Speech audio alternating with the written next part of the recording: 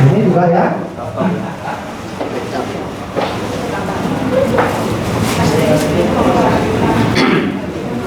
Ini perlu. Nggak boleh jangan ada perusahaan kayak gitu. Perusahaan itu Pak. Ya. Perusahaan itu Pak. Nggak ada ya. Ya. Kapal aja Pak. Seperti kok.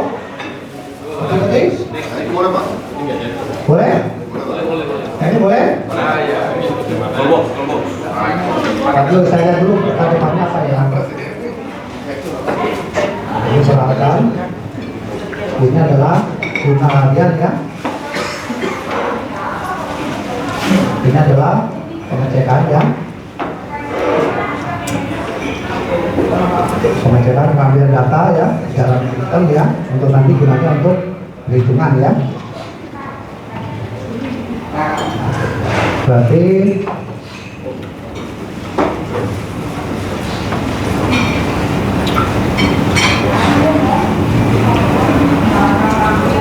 tidak ada tadi ya.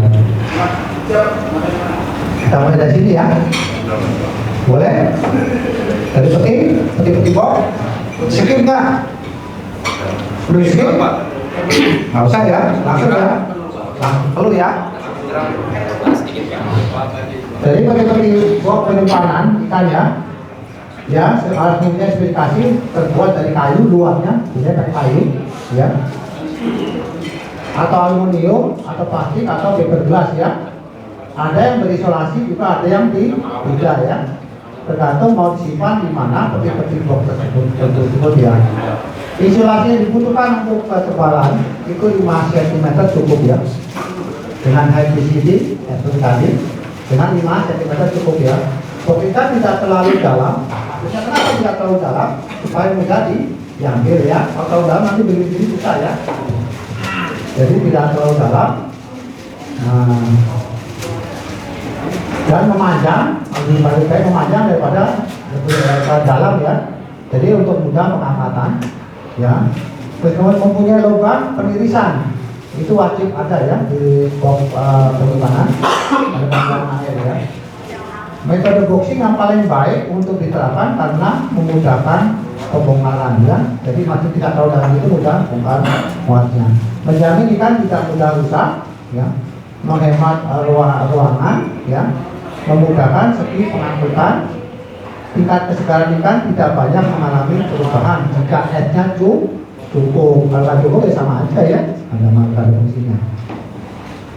Kemudian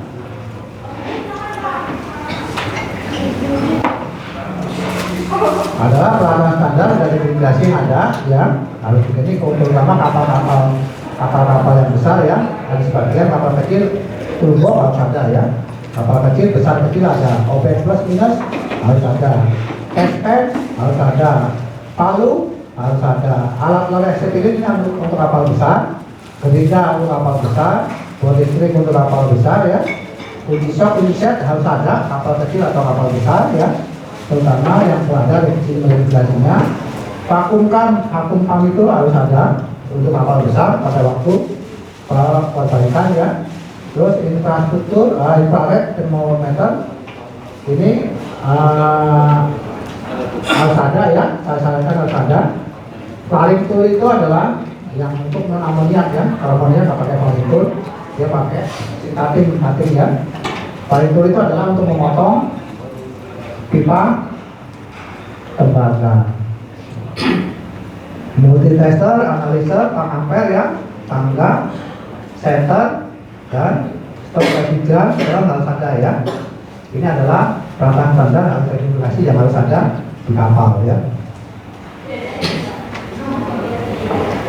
Ini adalah alat kelasnya ya.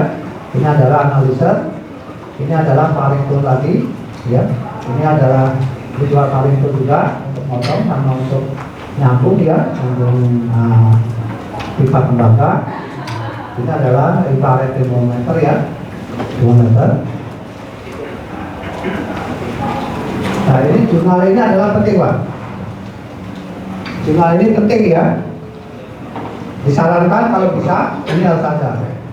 Jadi kalau unit itu ada jurnalnya seperti ini, kita bisa menganalisa, ya, menganalisa bahwa unit itu bagus atau tidak. Yang pertama kita harus cek adalah di kompresornya, terutama di kompresor, itu adalah ampernya, voltasenya, ya, dayanya, ya, dayanya kita bisa hitung, ya, daya kita bisa hitung. Kemudian ini adalah pasnya, pas itu ada 3 pas atau 1 pas, karena perhitungan daya dari 1 pas 3 pas beda, ya. Ada yang tahu bagaimana menghitung 1 pas dayanya atau 3 pas? Bedanya di mana? Ada yang tahu? Bagaimana menghitung antara daya 1 pas dengan 3 pas? Kalau 1 pas kita tahu kabelnya ada berapa? 2. Kalau 3 pas? 3, ya. LSD. Cara menghitungnya gimana? Lepaskan kembali ke 220 dikali 3 pas. listriknya masuk ke kita. 3 ampernya 380, ya. 380 walaupun keluar masuk dari PLN-nya adalah 400 volt, tetapi setelah dari gadu masuk ke panel distribusi atau trafo pasti akan dirubah menjadi 380. Ya. 3 pas biasanya adalah kalau perhitungan 1 pas dengan 3 pas, kalau listrik ini misalkan ampernya 5 ampere, kita tahu tegangannya adalah 220, berarti dayanya 5 kali 20. Tetapi kalau 3 pas, ampernya 5 ampere, tegangannya 380, itu dayanya gimana? Ada yang tahu? Apa langsung dikali? 5 kali 380? Tidak, ya. Karena 3 pas itu adalah antara pas dengan pas, dia mempunyai sudut 120 derajat.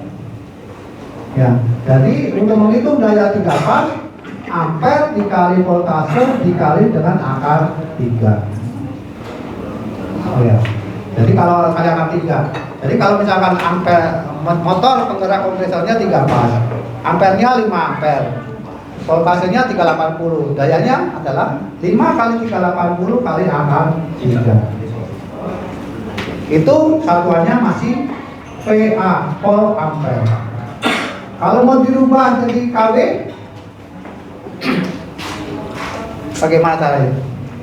Dikalikan dengan cos P atau faktor daya. Ya, jadi supaya kita tahu, jadi daya dari kalau kita tahu volt ampernya, tahu voltasenya, tahu pasnya, pas 3 pas atau 1 pas, kita bisa menghitung dayanya, ya. Kita bisa menghitung dayanya dari pas, ya, dan ampere dan voltasenya. Kemudian dari kita lihat lagi adalah PS, adalah tekanan suction. Suction itu adalah hisap, ya. Jadi tekanan hisap kompresor yang dari evaporator menuju ke kompresor. Kita lambangkan dengan PS, ya. Kemudian ada PI. PI itu adalah intermediate, tekanan intermediate untuk kompresor yang 2 state atau double state. Pernah lihat kompresor double state? Biasanya dipakai untuk freezer, ya. Kompresor double state itu dipakai untuk freezer karena dia membutuhkan peonnya yang banyak di sirkulasi, dia makanya tekanannya dinaikkan tekanannya sehingga volumenya menjadi besar walaupun kompresornya kecil. Double state itu adalah 2 kompresor single state dijadikan satu. Kemudian ada tekanan discharge, ya. Discharge itu keluar dari kompresor, ya. Kemudian ini masa refrigeran, ya, adalah ruang dingin, ya. Masa bukan ini masa refrigeran, ini adalah masa produk, ya. Masa ini adalah masa produk, ya. Kemudian ini adalah temperatur ruangan, ya. Temperatur ruangan. Jadi kalau dengan jurnal ini, Bapak-bapak bisa mengestimasi bahwa unit itu adalah bekerja bagus atau tidak. Ada pertanyaan silakan. Ini jurnal penting ya.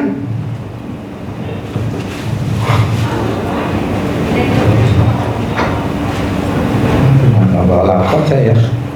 Yang perhitungan-perhitungan ada di laptop saya. Nggak tahu di flash disk saya ada nggak ya?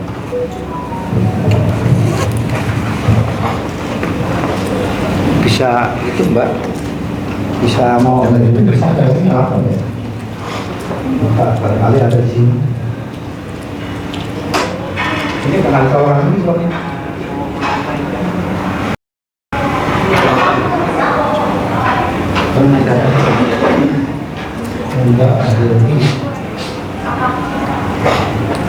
Mau barang mau itu Mbak, perhitungan ada di flash di sini saya.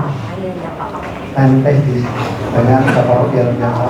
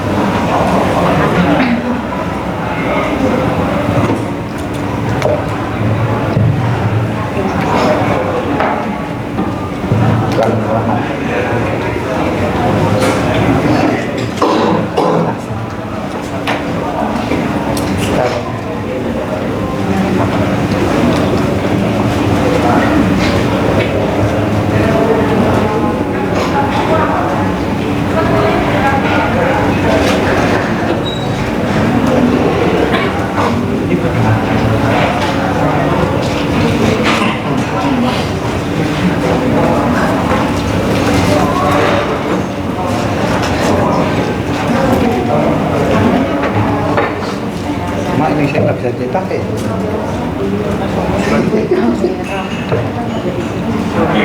Bukan hari ini. Kalau nggak saya pakai tangan aja.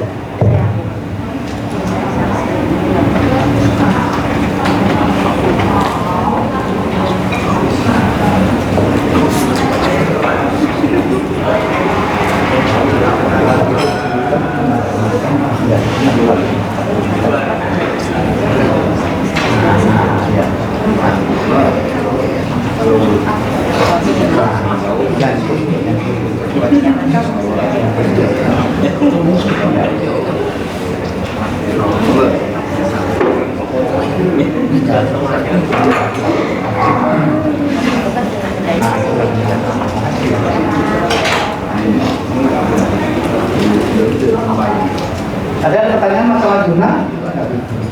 Nggak bisa pakai.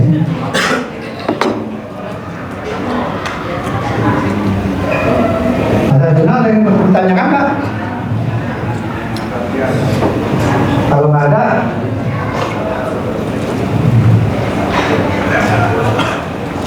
ini caranya adalah bagaimana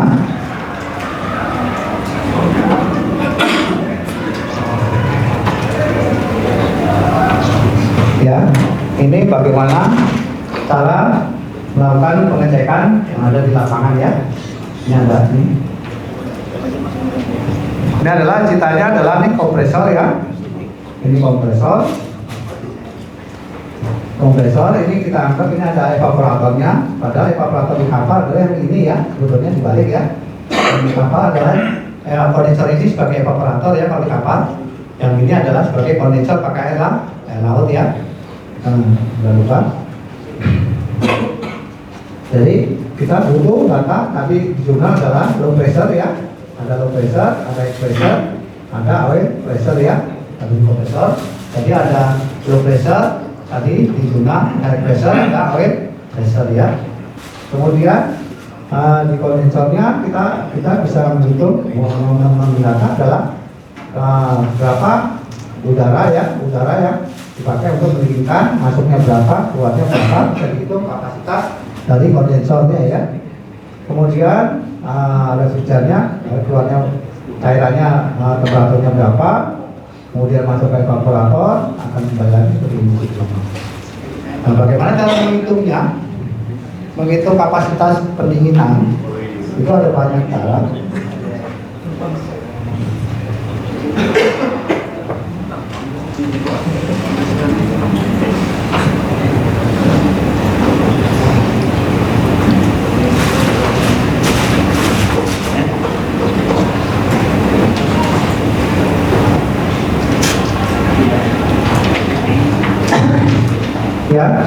Untuk menghitung beban pendinginan, karena kalau kita mau merancang suatu pendingin atau rehidrasi, yang itu hitung awal itu adalah beban dari ruangan yang kita inginkan dulu. Mau dipakai misalkan cold storage untuk berapa ton ikan, temperaturnya tadinya berapa, menjadi berapa.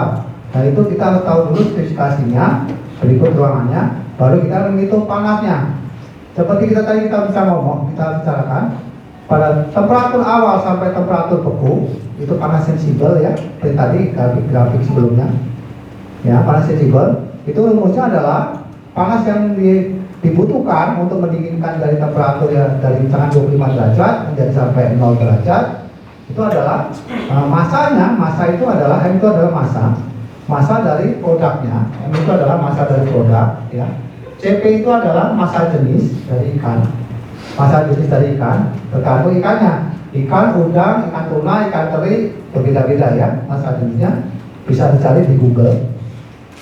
Kemudian dikasihkan delta T. Delta T ya, delta T itu adalah dari temperatur 25 menjadi 0 derajat. Kemudian setelah mencapai titik beku atau kita sebut mulai membeku atau pembukaan awal, itu yang dibutuhkan adalah panas laten. Nah, panas laten itu adalah masa, jumlah panasnya masa ikan tadi dikali dengan latent headnya. Latent head ini ikan ini ada di Google juga. Jadi panas spesifik sama panas laten ada di Google. Kalian bisa buka bapak-bapak untuk misalnya jenis ikan apa, panas latennya berapa, panas sensibelnya, panas spesifiknya berapa. Kemudian setelah ke bawah dari titik beku sampai titik yang kita inginkan, misalkan dari 0 derajat sampai misalkan bisa coret-coret ya, gimana ya? Mau coret-coret. Nanti yang sana nggak kelihatan. Nanti sana nggak kelihatan mana. Ada nggak di sini Mbak kertas atau apa? Ada kertas nggak? Harusnya ada ya. Jadi di situ tadi sana nggak kelihatan.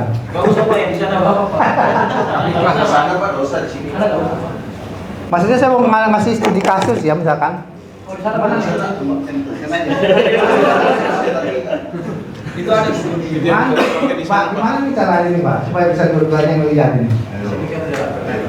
Di sana saja Pak saja di sana menceritakan.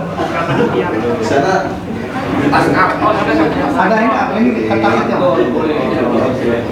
Ya jadi supaya dengan ngasih ini jadi semua melihat ya.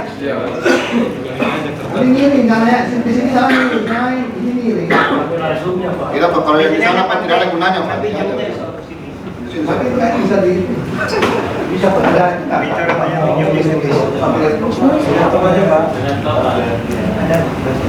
jadi maksudnya gini, misalkan saya punya ikan teri ya misalkan temperatur awalnya 25 derajat dari kita mau bekukan ya, bekukan berarti ada di bawah titik 0 atau titik bekunya 25 derajat. Ikan itu umumnya ikan udang jenis komunitas perikanan, titik bekunya tidak 0 ya. Kenapa tidak 0? Titik beku ikan itu tidak 0 tetapi minus 2,2. Kenapa minus 2,2 bukan 0? Ada yang bisa jawab kira-kira? Kenapa titik beku ikan tidak 0 tapi minus 2,2? Kenapa?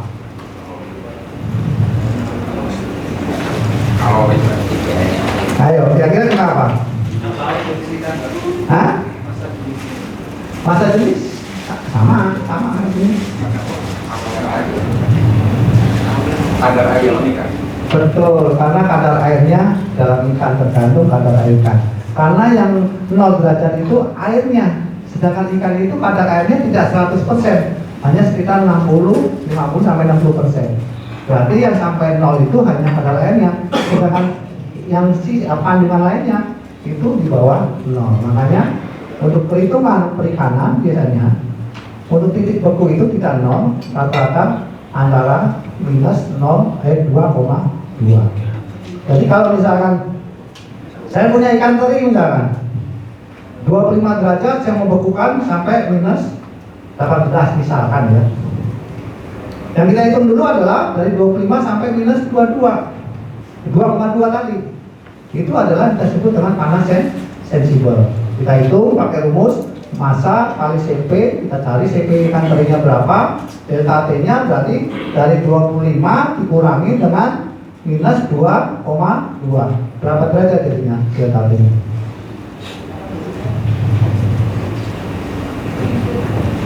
25 dikurangi minus 2,2, jadi berapa itu? 27,2. Kemudian latent headnya kita tulis, kita hitung latent headnya, misalkan masanya ikannya 1 kilo misalkan. Latent headnya juga 1 kilo dikali latent head ikan teri, bisa dicari di Google. Itu berarti ada proses panasnya adalah pertama 1 tadi dari 25 sampai minus 2,2. Kemudian di 2,2 tadi atau pembekuan awal itu adalah massa kali latent headnya. Kemudian dari pembekuan awal menuju ke temperatur yang kita inginkan tadi minus 18. Berarti rumusnya sama dengan yang panas sensibel. Masanya 1 kilo tadi dikali dengan Cp dari ikan teri dikali delta T-nya minus 2,2 dikurangi dengan minus 18. Nanti akan ketemu. Tetapi ingat, panas sensibel tadi kan ada Cp ya. Cp di atas titik beku dan Cp di bawah titik beku. Yang di atas tadi adalah panas sensibel pertama, yang dibutuhkan adalah Cp di atas beku. Jadi ada dua, ingat. Proses pembekuan itu harus kalau menghitung panas yang dibutuhkan, ingat di atas titik beku Cp-nya harus pakai Cp di atas beku. Untuk yang di bawah beku pakai Cp-nya di bawah beku. Saya kata dicoret ya, kalau saya coret saya coret. Jadi susah ya kalau dijelaskan gini, tanpa coret-coret susah ya. Nah, ya. Nah ini adalah untuk produk ya. Yang ini perhitungan untuk produk. Bagaimana menghitung sekarang diagram psikometrik ini dipakai untuk menghitung beban udara di dalam cold ya. Sebelum kita dinginkan ruangan ini kira-kira temperaturnya dingin nggak? Enggak ya. Nah itu kita hitung lagi udara itu. Maka yang dipakai yang disebut dengan diagram psikometrik.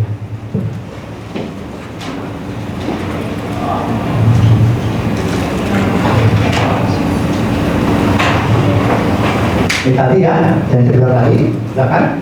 Saya punya temperatur 24 derajat dan 25 tadi ya, sampai titik beku. Ini adalah sensibel pertama.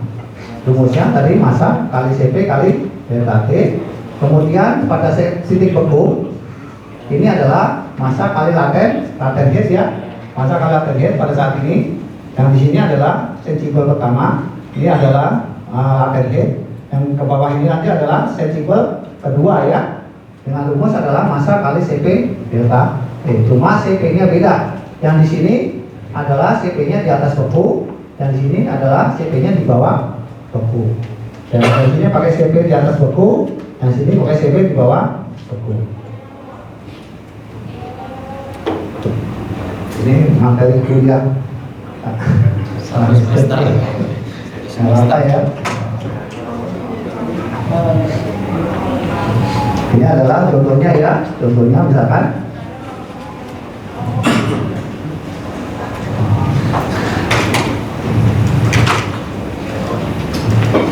ya, ini adalah contohnya ya, seperti contohnya ya.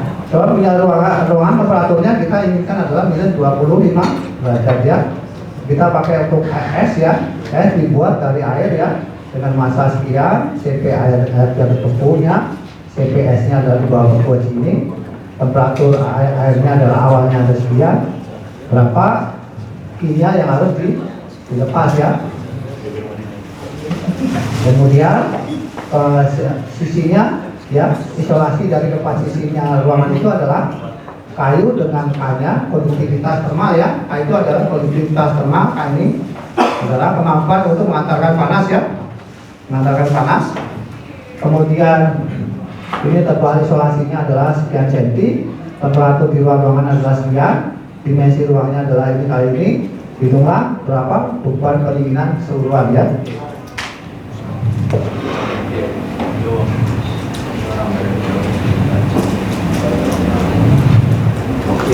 Ya, ini adalah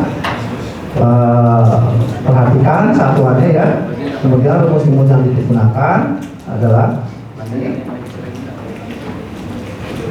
ini adalah rumus untuk menghitung kode isolasi ya, isolasi.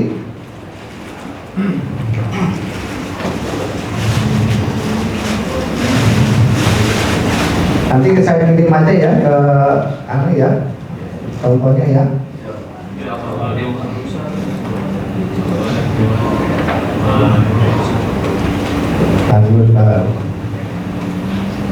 Ini diagram molir. Tadi kan di data-data ini ya, ini pakai diagram psikometrik adalah ya, diagramnya saya tunjukkan diagramnya seperti apa ya.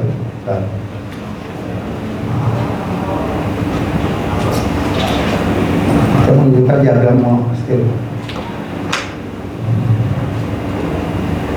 Kapal barang bernama Rena ini merupakan warga. Nah, ini adalah diagram psikometrik ya. Ini adalah diagram psikometrik yang ada bola miring. Jadi dari nomor berapa sebelumnya sampai temperatur berapa. Nanti kan ketemu adalah akumulatifnya ya. Diagram psikometrik. Nggak perlu saya jelaskan panjang lebar ya.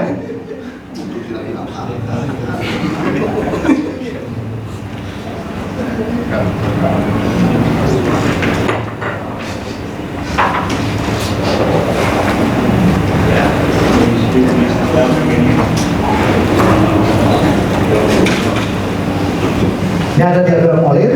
Diagram molir itu untuk menghitung kinerja. Nah, saya kalau ini susah saya mengertinya. Diagram molir itu untuk menghitung kinerja dari sistem. Dari data, hanya dari data tekanan suction kompresor dan discharge-nya kompresor. Dari situ kita bisa mengilustrasikan bagaimana kerja sistem pendingin itu baik atau enggak dari dilihat dari COP-nya. COP itu adalah coefficient of performance. Jadi kinerjanya. Bagaimana Mbak, bisa Anda kertas? Nanti bisa melihat sini ya. Nanti di samping kamera yang di-share gitu Pak. Coba lu Pak. Stop share Pak. Nanti dibuka di sini Pak. Stop share Pak. Bisa. Ya, stop share Pak. Bisa Pak, panitia bisa Pak. Iya, stop share dulu Pak. Supaya saya share di papan tulis di sini Pak. Ya. Bentar ya, Kita Pak. pakai ini saja Pak. Boleh bisa. Stop share dulu Pak. Iya Pak. Stop share dulu aja materinya. Enggak, saya terus nulis. Iya Pak. Nanti nulis di sini Pak. Oh, di sini Pak. Iya. Iya. Woi, selamat dulu. Stop share dulu Pak. Ini supaya saya bisa bagi ke papan tulis. Mana caranya? Panitia dong, itu doang tuh dong.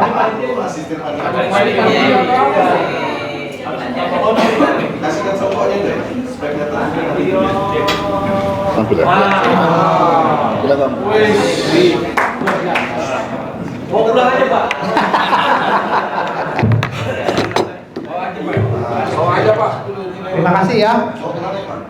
Jadi kita contohnya adalah yang pertama tadi ya, misalkan kita punya temperatur 20. Bisa Pak. Wah, enggak ada. Bukannya habis tuh. Pakai paku kayaknya habis. Pakai terus kristanya. Biasanya perlu isi ulang itu. Sering buat tanda tangan so. Tangan SPP. Misalkan saya punya udah misalkan ya temperatur T1 nya atau temperatur awalnya adalah 25 derajat ya. Kemudian kita mau bekukan menjadi temperatur keduanya adalah minus 18 derajat Celcius.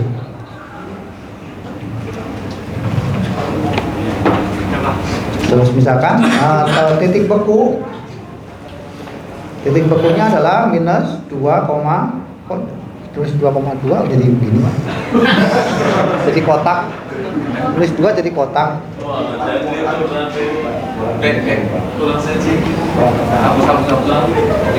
Mana lagi Pak? Coba dipandu. Apa ini Pak? Ini tulis 2,2 jadi ini 2,2 derajat Celcius minus. Ya. Kemudian misalkan CP di atas bekunya adalah di atas beku ya, itu adalah misalkan 2,8 tuh, tulis 8 tuh jadi kotak lagi tuh jadi 0. Nulis angka jadi berubah-ubah jadi kotak jadi. Makanya dari Cina begitu. Awalnya nulis 8 nih. Oh. Apa itu apa? Orang Malaysia Enggak masuk di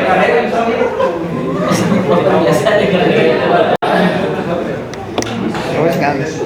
Nah, lalu aja Pak, lalu aja. Dari itu aja. Dah. Ya, saya Sholat cuma dulu. itulah dulu Pak. Baik. Mungkin sholat dulu, Pak.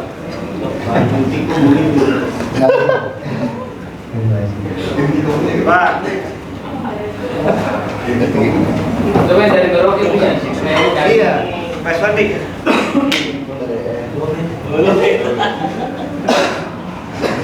Punya juga Cina.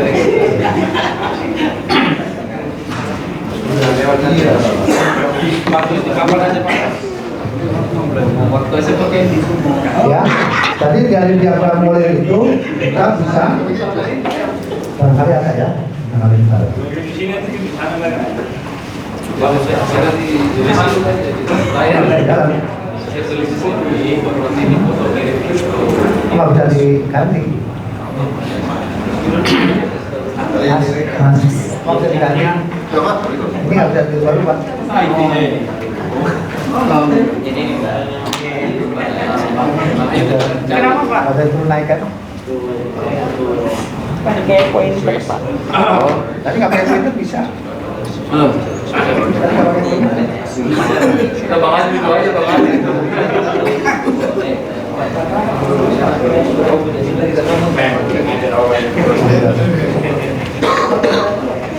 Nggak ada hitungnya.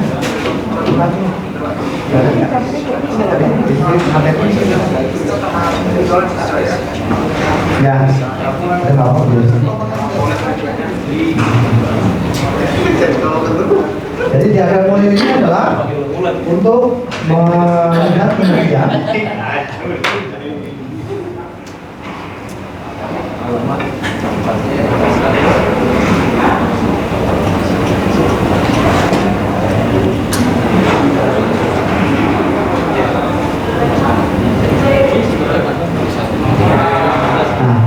Diagram moler ini untuk melihat kinerja dari sistem irigasi ya. Ini ya, irigasi.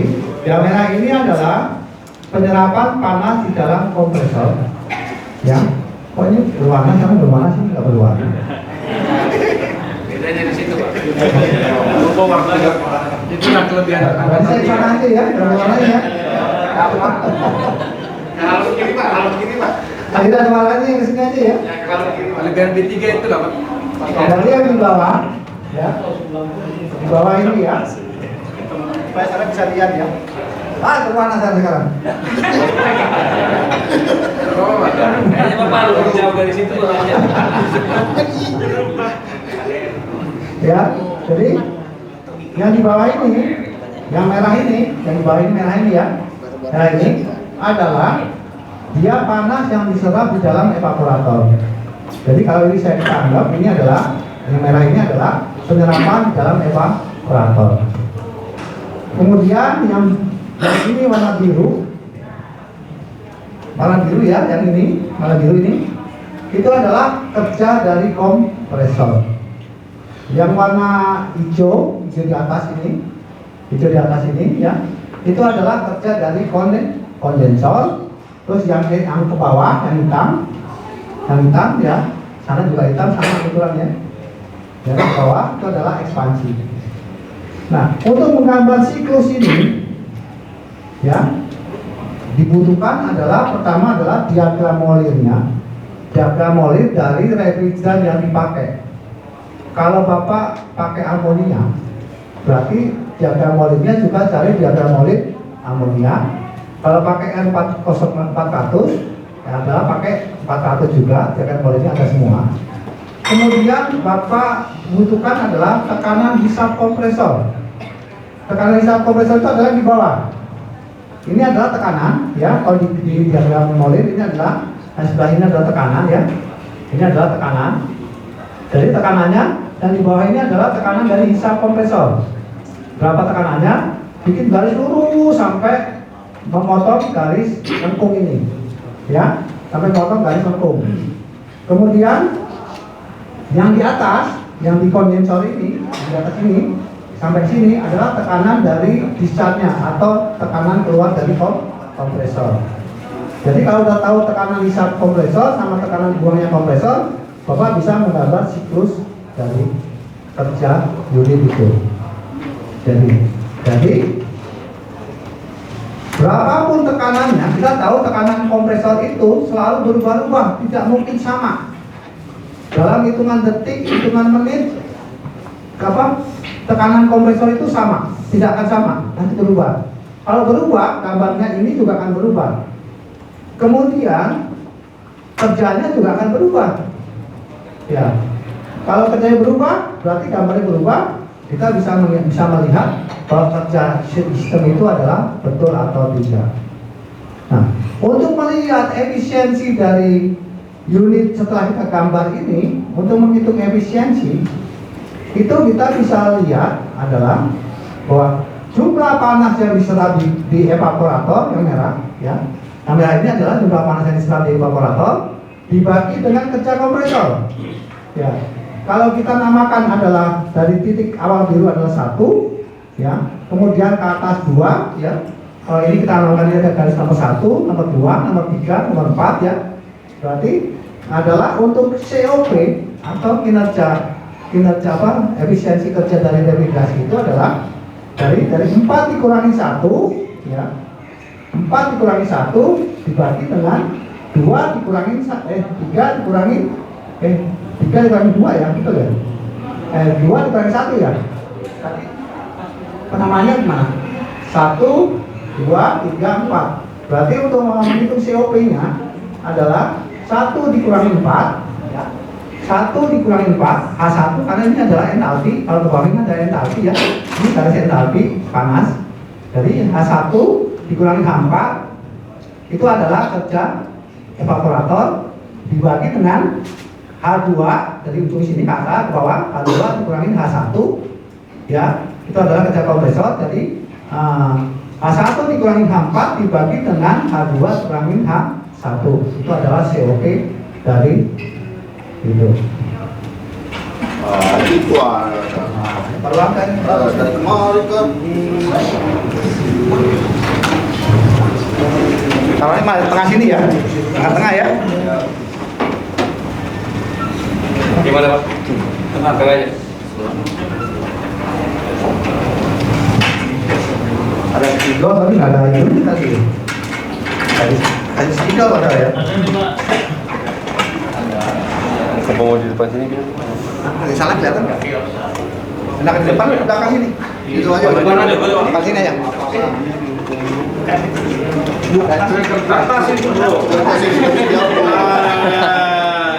Depan sini aja.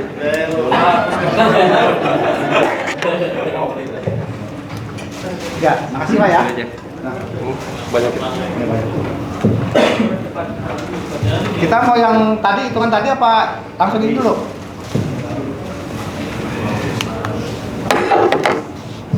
Hah? Mau yang tadi hitungan dulu apa langsung ini? Hitungan ya? Lulus tadi Pak. Yang sana kelihatan? Bisa Pak, bisa Pak. Misalkan saya tadi punya ikan ya, ikan temperatur awalnya T1-nya adalah 25 derajat Celcius ya. Kemudian temperatur yang kita inginkan ya adalah misalkan minus 18 derajat Celcius ya. Kemudian titik bekunya adalah minus 2,2 derajat Celcius. CP di atas beku ya misalkan adalah 2,8 ya 8. Kemudian CP di bawah beku ya adalah misalkan 1,8. Satuannya adalah bisa kilokalori per kilogram derajat Celcius ya. Kemudian latent headnya misalkan adalah 100 ya misalkan kilokalori per kilogram ya. Nah, berapa panas yang dibutuhkan untuk ini? Kita lihat dulu prosesnya. Yang pertama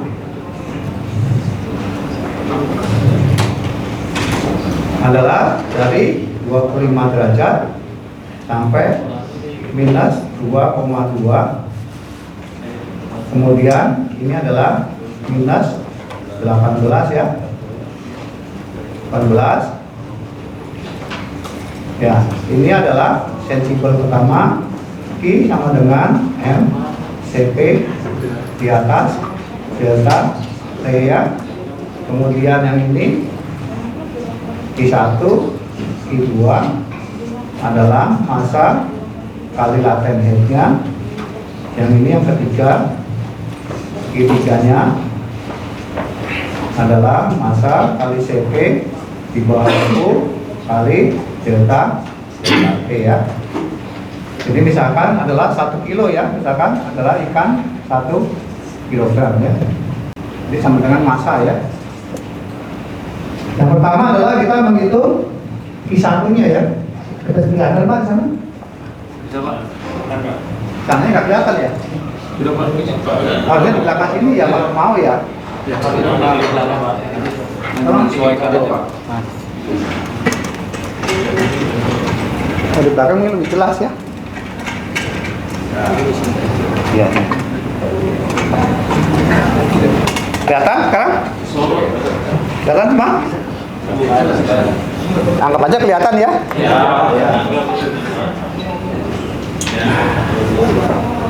Kemudian yang langkah pertama adalah kalian menghitung Q1-nya dulu ya. Kita masukkan misalkan Q1 masanya berapa? 1 kilogram ya. Ini contoh ya. Contohnya ini angka ini bisa nggak pasti ya, hanya buat contoh perhitungan aja ya. Jadi nanti jangan dianggap nanti CP di atas beku ikan adalah 2,8, salah ya, ini hanya perhitungan aja buat hitung. Dikali masanya, kan massa dikali massa 1 kilo, CP di atas bekunya adalah 2,8 ya kalori ya misalkan per kilogram derajat Celcius. Delta T-nya berapa? Delta T pertama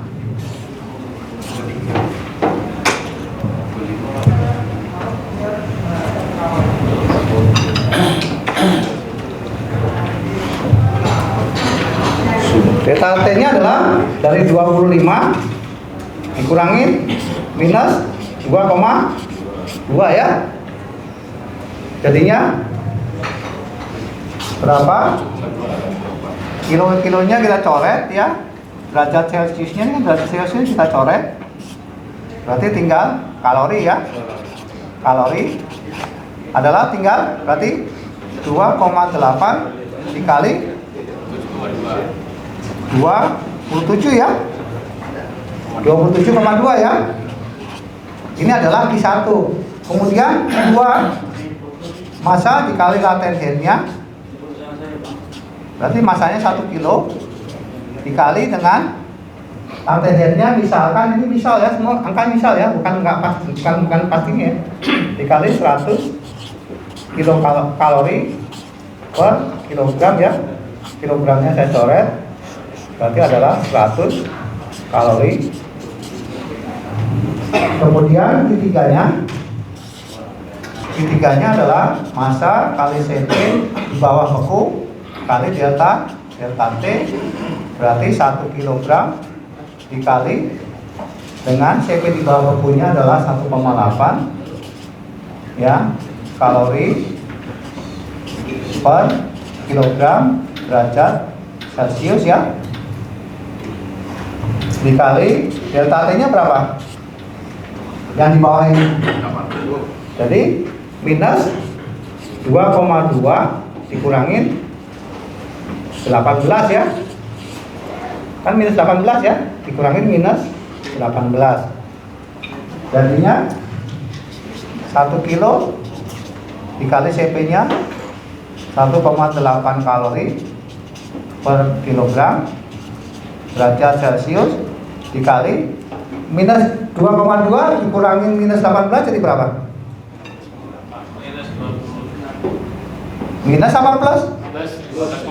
Plus 15,8 ya, 15,8 derajat Celcius ya, saya coret, kilonya juga saya coret, berarti adalah 1,8 dikali dengan 15,8 ya kalori.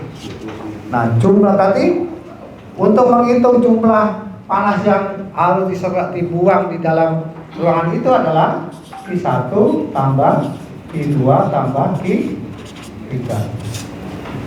Seperti ini loh.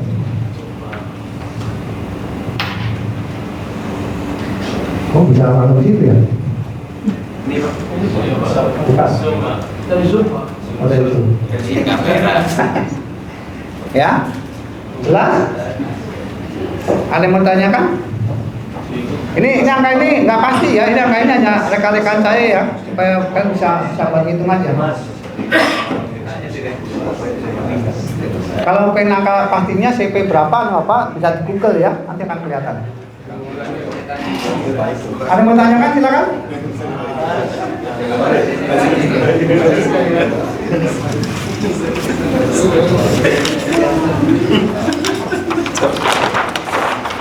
Kalau enggak, selanjut dengan diagram moler ya tadi ya. Misalkan Bapak di data data harian, misalkan low pressure-nya adalah misalkan 15 psi. Kemudian high pressure-nya misalkan adalah 250 psi. Misal ya. Bagaimana menggambarkan siklus dari kerja dari data ini? Ya. Kalian cari diagram molir dari, misalkan dia pakai adalah R400 misalkan ya.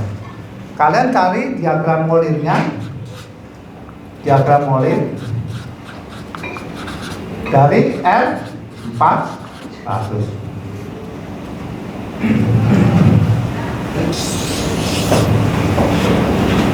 Kalian mencari LP-nya 15 psi, misalkan di sini misal.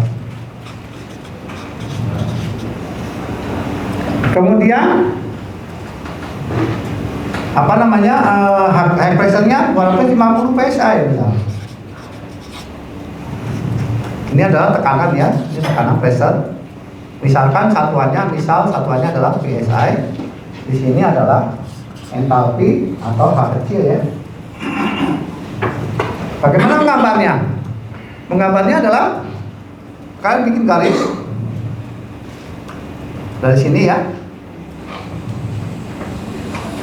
panjang-panjangnya. Kemudian dari sini Bapak bikin garis sampai di sini. Kemudian bagaimana gambar siklus ya? Siklusnya adalah dari sini kalian tegak lurus ke bawah.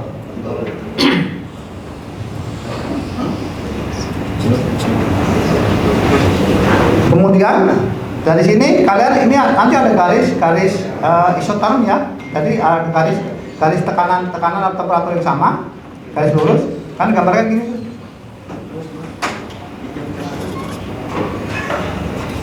inilah siklus kerja dari tekanan 15 PSI dan tekanan pusatnya adalah 250 PSI. Nah, bagaimana untuk melihat kinerja dari siklus ini? Misalkan ini kita nomorin, ini ada 1, ini 2, ini 3, ini 4 ya.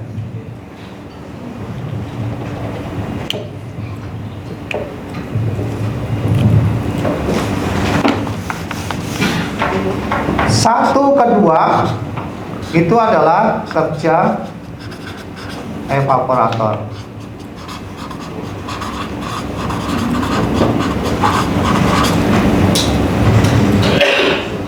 Dua ketiga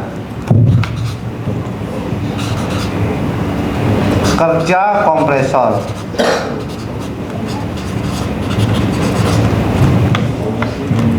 Tiga keempat kerja kondensor.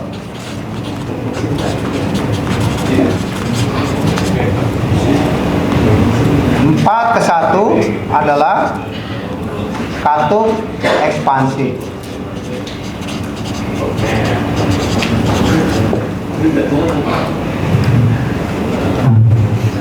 Kalau kita gariskan dengan sini, ini adalah, ini kan H ya. Berarti kalau kita ke bawah, di sininya H berapa? Kalau kita dari arah titik 3 kita ke bawah, H-nya H berapa? Adalah H 3. 2 kita ke bawah adalah H 2. Ini 1 ke bawah adalah H 1 sama dengan H 4. Jadi H1 sama H 4 adalah sama ya. Ada satu garis. Jadi entalpinya atau panas yang diserapnya adalah sama. Ya.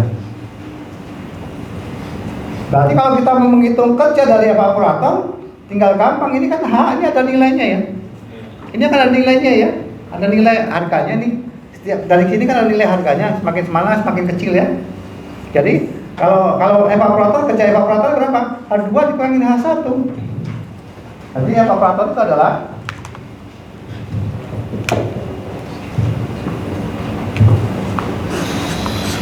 H2 dikurangin H1. Kerja kompresor H3 dikurangin H2. Kerja kondensor adalah H3 dikurangin H4. Katup ekspansi tidak ada panas yang dibutuhkan karena panas ada caranya menjatuhkan tekanan tetapi tidak ada energi yang dibutuhkan. Nah, untuk dari sini kita tahu oh berarti panasnya sekian. Saat itu kerja kompresornya sekian, kerja kondensornya sekian, kerja dari evaporatornya sekian. Nah, bagaimana dengan COP? COP itu adalah performa dari keseluruhan.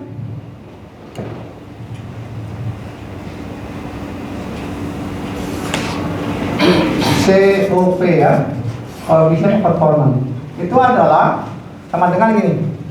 Saya punya modal 10, saya jual 100, untungnya berapa? Kira-kira mau nggak saya punya modal 10, saya jual 10? Nggak mau, pasti lebih dari 10. Begitu juga ini. Yang adalah COP adalah output dibagi dengan input. Itu yang namanya COP. Sekarang output dari sistem integrasi apa?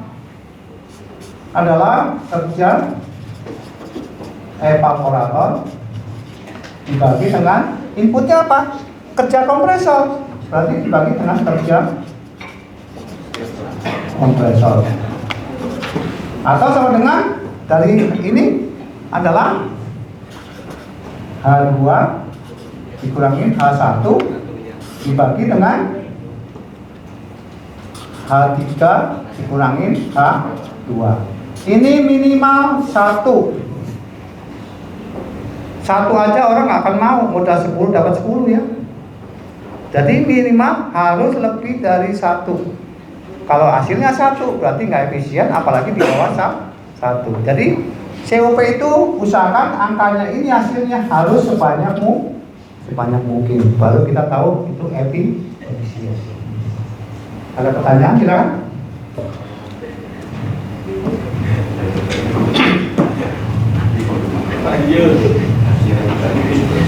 Ada pertanyaan? Yang mulai pusing.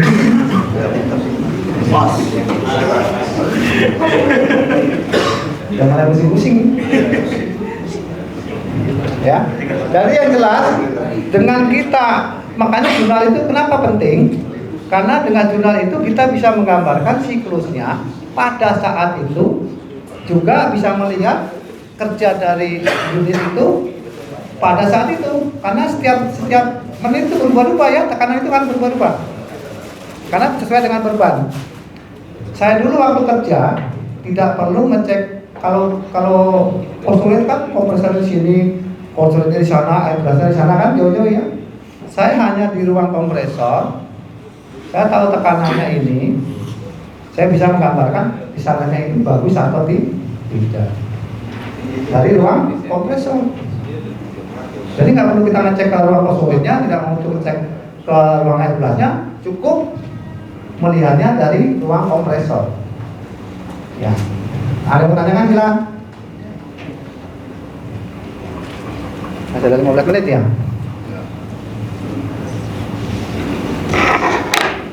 Ayo, ada yang mau tanyakan? Ada mulai mengumuman dada?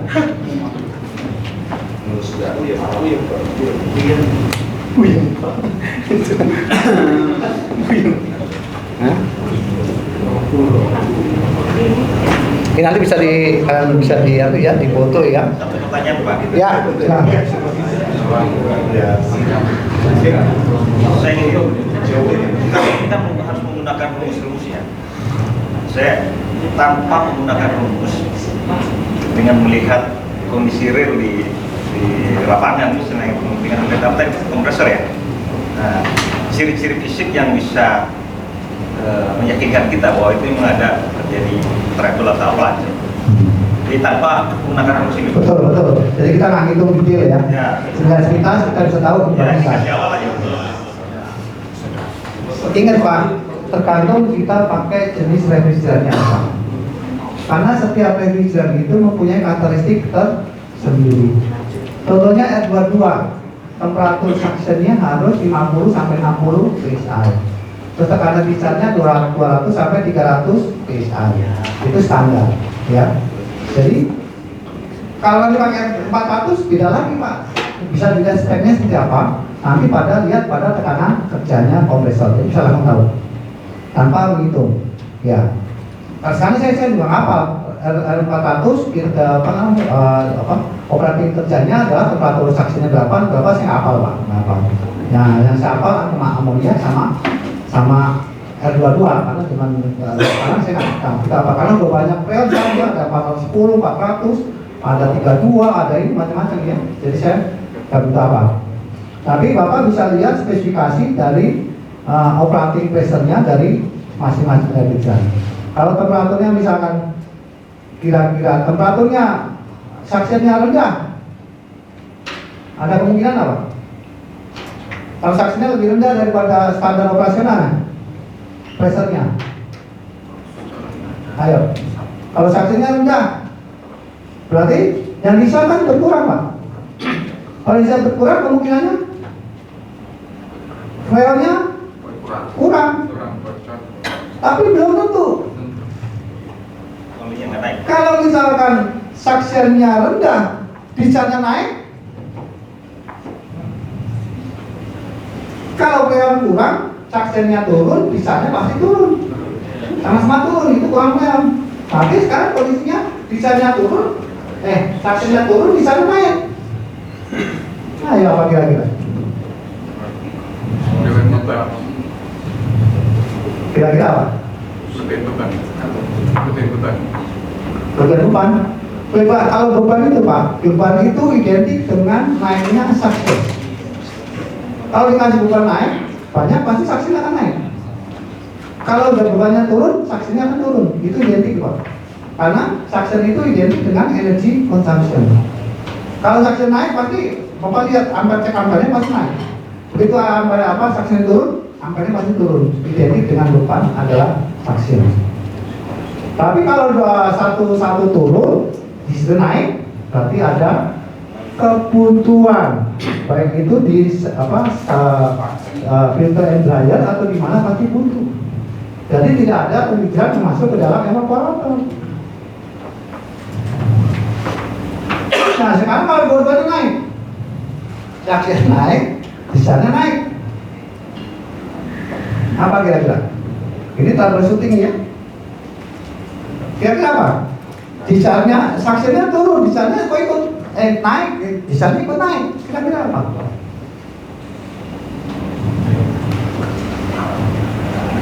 Overcharging refrigerant. Jadi kelebihan mengisi refrigerant. Jadi tidak kita semuanya menguap di dalam evaporator karena kapasitasnya melebihi kapasitas evaporator atau ekspansinya. Ya itu harus syuting Pak ya. Temperaturnya sekarang temperatur. Temperaturnya bisa naik. Ayo. Apa kira-kira? Temperatur bisa naik. Otomatis saksinya juga naik. Berarti apa kira-kira? Peningkatan dari mana? Kondensornya tidak bekerja dengan baik sehingga terjadi overheating. Nah, jadi itu adalah troubleshooting ya. Troubleshooting. Jadi belum tentu tekanan turun adalah pelan-pelan, belum tentu. Kita lihat tekanan besarnya. Kalau sama turun berarti kurang. Kalau satu naik berarti ada kebutuhan. Lihat itu juga kalau dengan temperaturnya, perbedaan temperatur saat itu berpengaruh sekali terhadap kerja.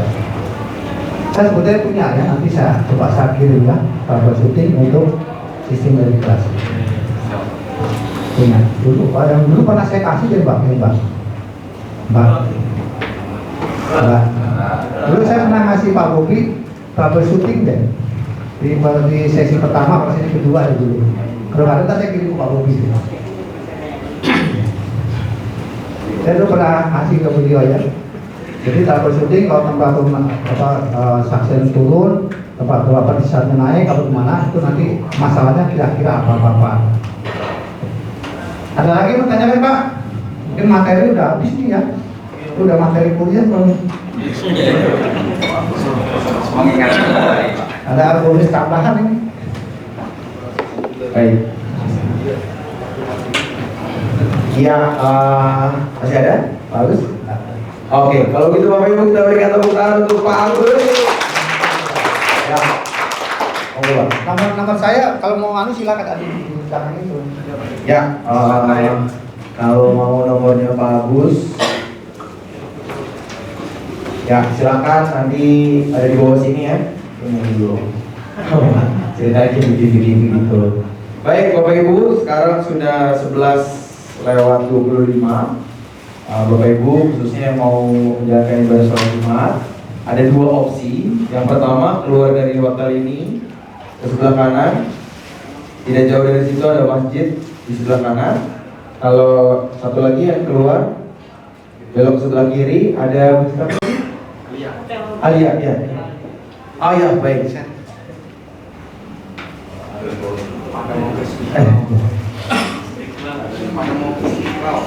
Waduh, jauh ya Pak.